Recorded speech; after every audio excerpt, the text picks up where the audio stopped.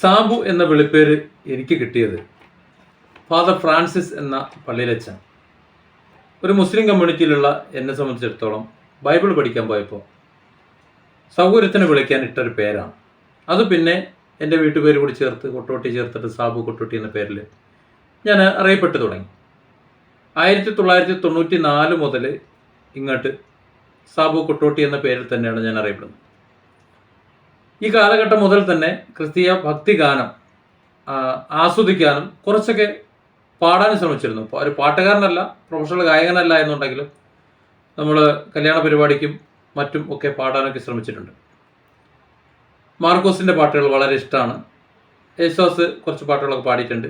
നമ്മുടെ മനസ്സിനെ, ഓരോരുത്തരുടെയും മനസ്സിനെ സ്വാധീനിക്കുന്ന, ലയിച്ചു പോകുന്ന ആ ഒരു ശബ്ദം അത് കെസ്റ്ററിലൂടെയാണ് ഞാൻ മനസ്സിലാക്കിയത്.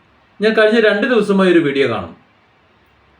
കെസ്റ്റർ ലൈവായി പാടുന്ന ഒരു പാട്ട് ദേവാലയത്തിലെ കൊയറിൽ പാടുന്നതാണ്, ഒരു പള്ളിയിലെ കൊയറിൽ പാടുന്നതാണ്. ആ പാട്ടിൻ്റെ ഒരു വരി ഞാനൊന്ന് കേൾപ്പിക്കാം.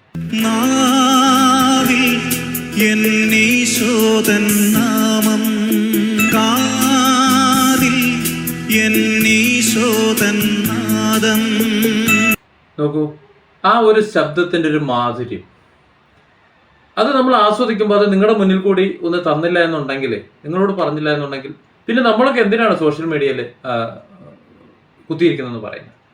നമ്മൾ മറ്റുള്ളവരെ കുറ്റപ്പെടുത്തുന്നുണ്ട്, വിമർശിക്കുന്നുണ്ട്, ന്യൂസ് ചെയ്യുന്നുണ്ട്, പലതും പറയുന്നുണ്ട്. പക്ഷേ നമ്മുടെ മനസ്സിനെ സന്തോഷിപ്പിക്കുന്ന, മനസ്സിന് ആനന്ദം തരുന്ന ചില കാര്യങ്ങൾ നമ്മൾ അറിയുമ്പോൾ അതും കൂടി ഷെയർ ചെയ്യപ്പെടണ്ടേ?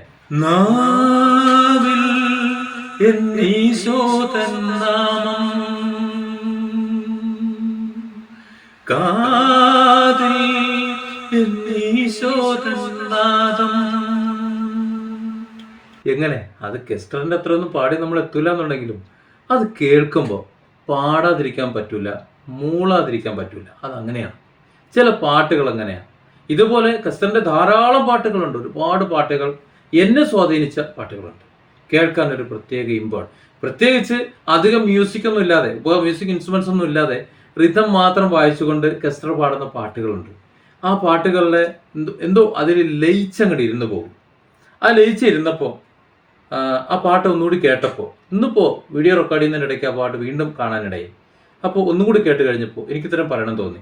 കെസ്റ്റർ, നിങ്ങൾ ഈ ലോകത്തിന് ഒരു മുതൽക്കൂട്ടാണ്.